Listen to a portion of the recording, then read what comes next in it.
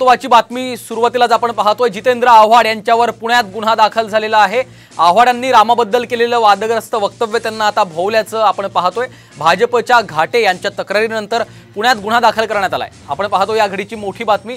जितेंद्र आव्हाड यांच्या या वक्तव्यानंतर तीव्र पडसाद उमटलेले आपण पाहिले। राज्यभरात भाजपच्या वतीने त्यांच्या विरोधात तीव्र निदर्शनं देखील करण्यात आली आणि आता पुण्यात जितेंद्र आव्हाड यांच्या विरोधात गुन्हा दाखल करण्यात आलाय।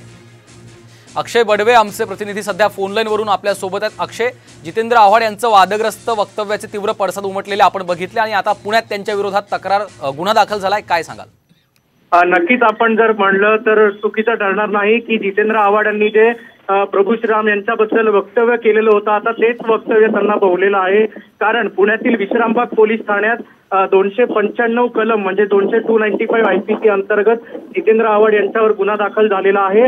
295 कलम म्हणजे विशिष्ट धर्माच्या भावना दुखावल्या प्रकरणी हा गुन्हा जो आहे तो आव्हाड यांच्यावर दाखल करण्यात आलेला आहे। काल आपल्याला माहिती आहे की भाजपकडून ठिकठिकाणी आंदोलन करण्यात आलं होतं, पुण्यात देखील हे आंदोलन करण्यात आलं होतं आणि यावेळेस या संदर्भात धीरज घाटे जे पुणे शहराचे भाजपचे शहराध्यक्ष आहेत त्यांनी आव्हाड यांच्या विरोधात तक्रार दाखल केली होती आणि आता त्याच तक्रारीचा पुढील तपास म्हणून जितेंद्र आव्हाड यांच्यावर कलम 295 अंतर्गत हिंदू धर्माच्या भावना दुखावल्या प्रकरणी आता गुन्हा दाखल केलेला आहे।